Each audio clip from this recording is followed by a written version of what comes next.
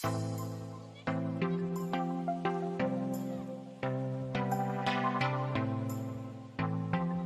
And welcome to SM learning curve. Introduction to partnership को आगे बढ़ाते हैं।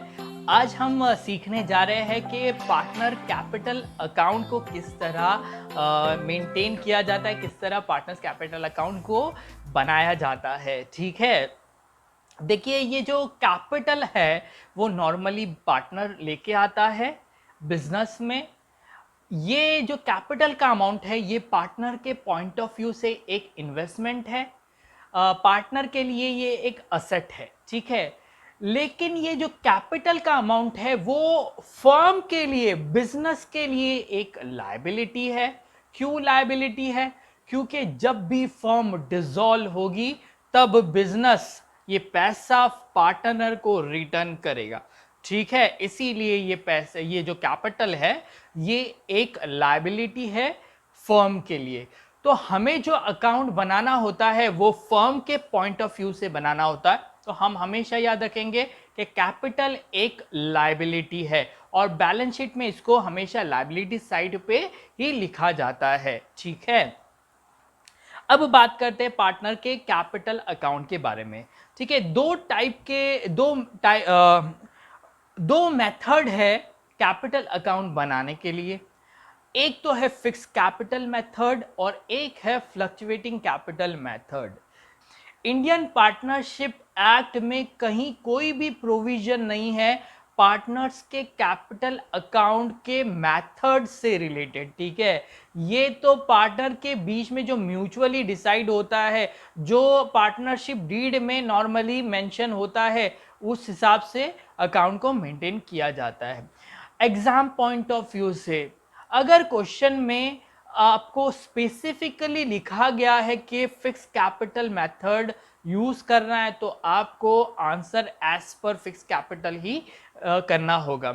अदरवाइज अगर क्वेश्चन में कोई भी मेथड के बारे में नहीं लिखा गया है, इन दैट केस हमें फ्लक्चुएटिंग कैपिटल मेथड को फॉलो करना होगा। ठीक है, तो सबसे पहले हम सीखेंगे कि ये फिक्स कैपिटल मेथड क्या होता है।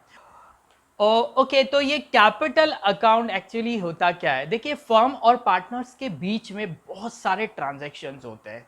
वही सारे ट्रांजैक्शन को रिकॉर्ड करने के लिए पार्टनर्स कैपिटल अकाउंट को बनाया जाता है। ठीक है, जो ट्रांजैक्शंस है वो कौन से ट्रांजैक्शन है? एक तो कैपिटल आता है पार्टनर की तरफ से, ये एक ट्रांजैक्शन है। ओके, फर्म कभी कभी पार्टनर को सैलरी देती है। ठीक है, तो सैलरी को रिकॉर्ड करने के लिए ये अकाउंट की जरूरत होगी। ठीक है, उसी तरह फर्म पार्टनर को कमीशन कभी कभी देती है, तो ये एक ट्रांजैक्शन हुआ। उसी तरह फर्म पार्टनर को इंटरेस्ट देती है कैपिटल पे। ठीक है, कभी कभी पार्टनर कुछ विड्रॉ करते हैं जिसे ड्राइंग कहते हैं। ठीक है, ये एक ट्रांजैक्शन होता है। उस ड्राइंग पे कभी कभी फर्म कुछ इंटरेस्ट चार्ज करती, ये भी एक ट्रांजैक्शन होता है। तो ये सारे ट्रांजैक्शन को रिकॉर्ड करने के लिए पार्टनर कैपिटल अकाउंट को बनाया जाता है। ठीक है, तो अब फिक्स कैपिटल की बात करते हैं। फिक्स कैपिटल अगर फर्म फॉलो कर रही है फिक्स कैपिटल मेथड, ऐसे सिचुएशन में फर्म दो अकाउंट बनाएगी। एक बनाएगी पार्टनर कैपिटल अकाउंट और एक बनाएगी पार्टनर्स करंट अकाउंट। ठीक है, पार्टनर्स कैपिटल में सिर्फ वही ट्रांजैक्शन रिकॉर्ड होंगे जो पार्टनर्स के कैपिटल से रिलेटेड है। जैसे पार्टनर ने कैपिटल लेके आया, ठीक है, पार्टनर्स ने एडिशनल कैपिटल लाया, या पार्टनर ने कैपिटल में से कुछ विड्रॉ किया, तो वो रिकॉर्ड होगा। उसके अलावा कोई भी ट्रांजैक्शन पार्टनर्स के कैपिटल में नहीं आएगा। बाकी जितनी भी ट्रांजैक्शन है, जैसे कमीशन है, इंटरेस्ट है, पार्टनर को जो प्रॉफिट मिल रहा है वो सारा है आपके पार्टनर्स के करंट अकाउंट में रिकॉर्ड होगा। ठीक है, इस तरह पार्टनर्स का कैपिटल अकाउंट आपको उसका जो कैपिटल कंट्रीब्यूशन है वही बताएगा। ओके, और आपका पार्टनर्स का जो करंट अकाउंट है वो जितने भी ट्रांजैक्शन है वो सारे ट्रांजैक्शन बताएगा।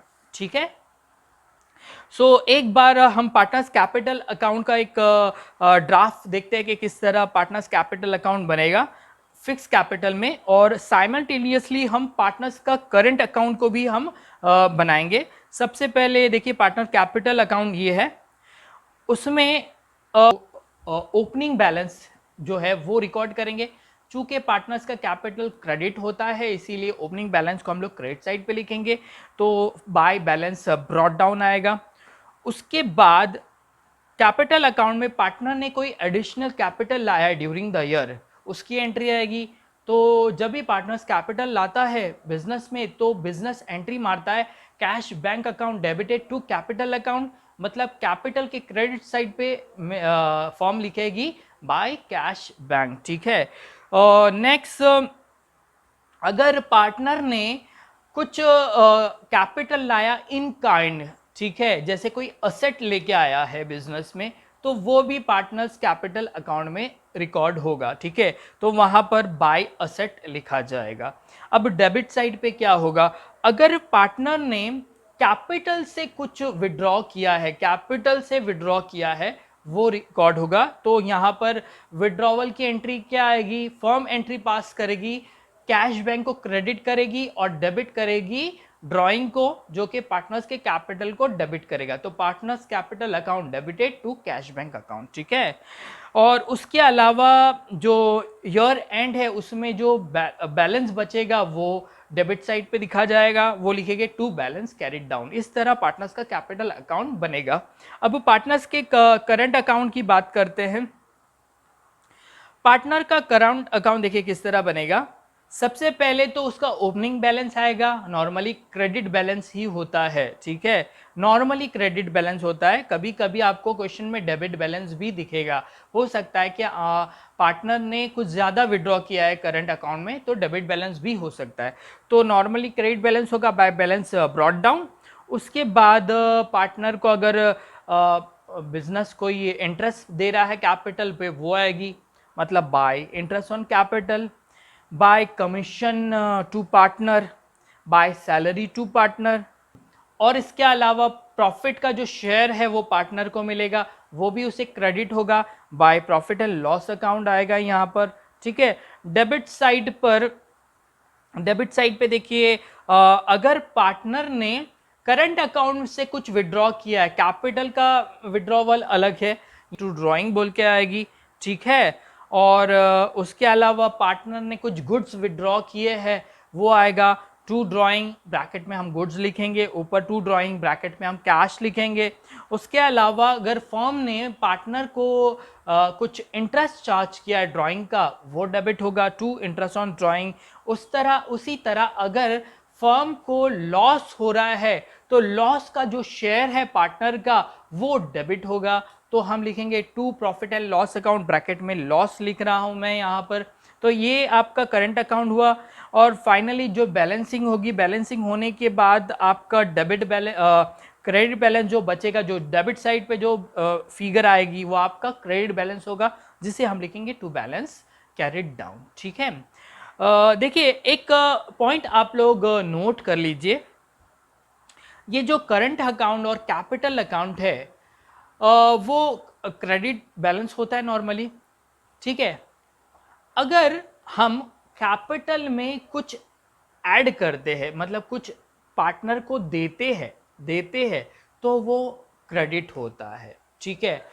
और उसी तरह जब भी हम कैपिटल को कम करते हैं तो वो अमाउंट डेबिट होता है, ठीक है। तो आप देखिए कि करंट अकाउंट में जितनी भी चीजें पार्टनर को मिल रही वो सारी क्रेडिट में आ रही है, ठीक है। और करंट अकाउंट में डेबिट साइड पे पार्टनर का जो ड्राइंग है वो दिखाई दे रहा है, या फिर पार्टनर को जो इंटरेस्ट फर्म ने चार्ज किया है वो दिखाई दे रहा है। मतलब करंट अकाउंट का डेबिट और कैपिटल अकाउंट का डेबिट पार्टनर के कैपिटल और करंट को कम करता है, और पार्टनर कैपिटल अकाउंट का क्रेडिट, करंट अकाउंट का क्रेडिट कैपिटल बैलेंस को बढ़ाता है। क्या ये इतना समझ में आ गया? ठीक है। अब बात करते हैं हम सेकेंड मेथड की, जो कि है फ्लक्चुएटिंग मेथड, ठीक है। ये नॉर्मली कब फॉलो होता है, जब पार्टनर्स नहीं चाहते कि वो कोई सेपरेट अकाउंट मेंटेन करे, सारी एंट्री एक ही अकाउंट में हो, पार्टनर्स कैपिटल अकाउंट में हो, तो सारी एंट्री एक ही अकाउंट में आती है, हम उसे पार्टनर्स कैपिटल अकाउंट बोलते हैं। देखिए इस तरह का एंट्री आएगी। जो कैपिटल अकाउंट अभी हमने देखा था और करंट अकाउंट देखे थे, उनकी सारी क्रेडिट की एंट्री यहाँ पर एक ही अकाउंट में आएगी क्रेडिट साइड पे, और वहां पर दो अकाउंट की जो डेबिट की एंट्री वो सारी यहाँ पर डेबिट में आएगी। ठीक है, तो इस तरह ये पार्टनर्स का कैपिटल अकाउंट बन गया। ओके, होपफुली आपको ये दोनों मेथड समझ में आ गए हो। सो फिलहाल के लिए इतना ही। हम नेक्स्ट लेक्चर में मिलते हैं। कुछ और बातें होगी इंट्रोडक्शन टू पार्टनरशिप से रिलेटेड। ये नेक्स्ट लेक्चर होगा, वो इंट्रोडक्शन टू पार्टनरशिप का लास्ट लेक्चर होगा। फिलहाल के लिए इतना। Thank you.